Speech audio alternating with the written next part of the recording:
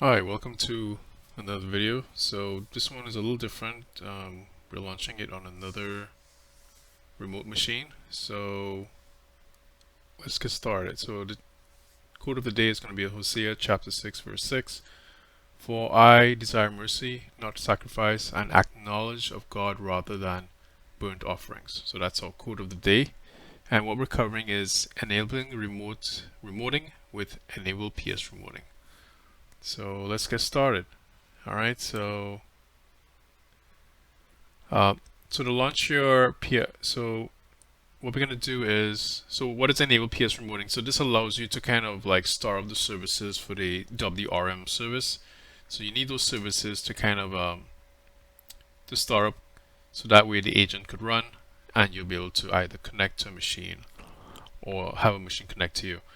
So, and it may require additional steps if you don't have a lot, like if you don't have some things configured, like if you don't have like trusted hosts or the firewall set up correctly. Alright, so let's get started. So normally you have to put your administrator command in administrator mode. So you can just type PowerShell inside of the search bar here. And then once you see PowerShell, you just need to right click on it, and then it should give you the option to run as administrator. Alright, when you click that, then it should come up. I already have it open here, so I wouldn't do that again. So there we go, we have it here. So now you could type in the Enable-PSRemoting. So since I got everything, let's do that here. Enable-PSRemoting.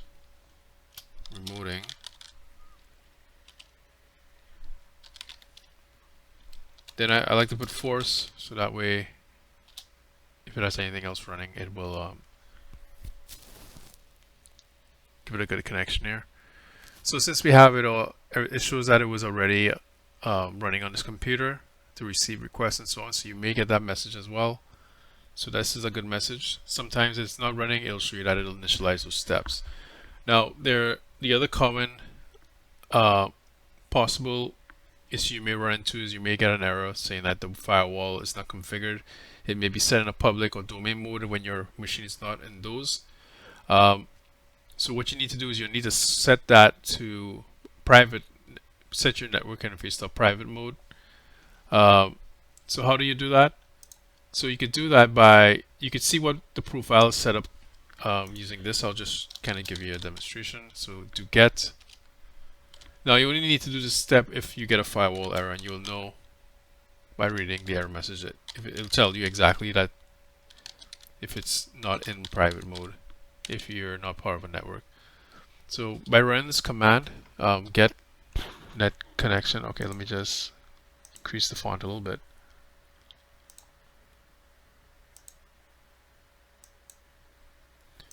Okay, so we do get net connection profile.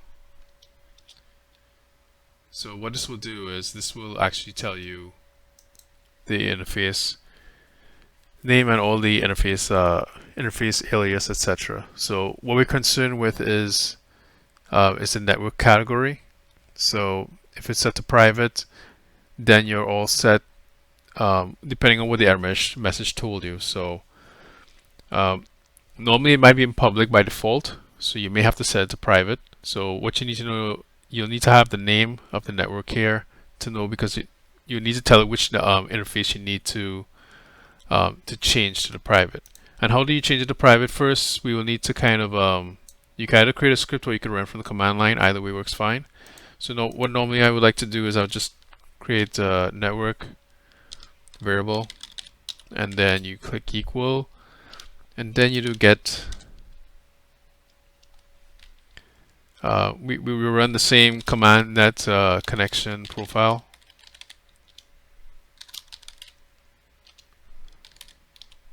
And then we would want the name. So it will actually grab this value network and assign it to this variable here. Oops, I forgot to put the actual name, which is network. So let's just type that again.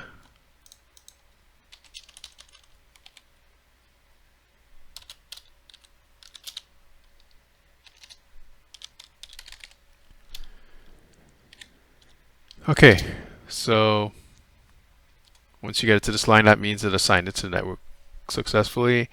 And now you need to set the I think, oh yeah, you got to set the network profile now. So by using this command, you'll be able to change the names and so on. So let's do that. Well, I don't have to do it, I already did it already, but I'm just showing you the commands you'll need to run.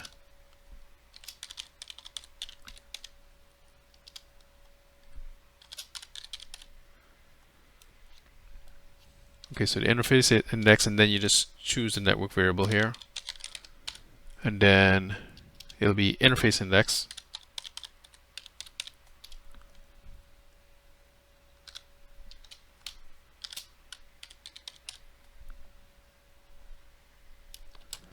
Okay, and then you choose a network category.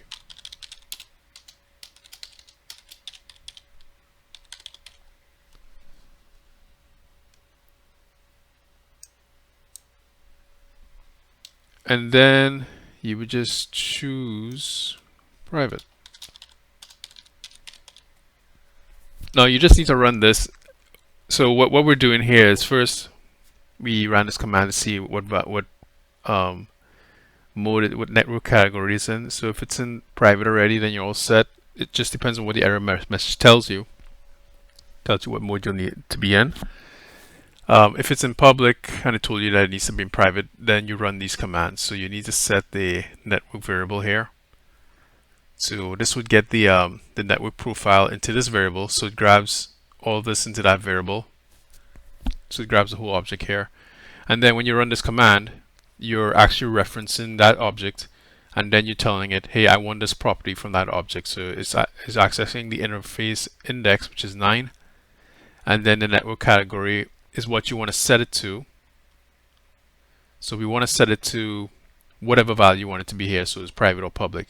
So I set it to private, and then this would become private if this was a public. So that's what I'm trying to show you, and then you hit enter. So, and that's pretty much it. So this is how, and then you could be able to run the enable. Once you run it successfully, then you should be able to enable PS remoting successfully, and you shouldn't get any more errors if you got any before. Alright, so don't forget to like and subscribe, and let's close off our quote of the day, which is Hosea chapter 6 verse 6.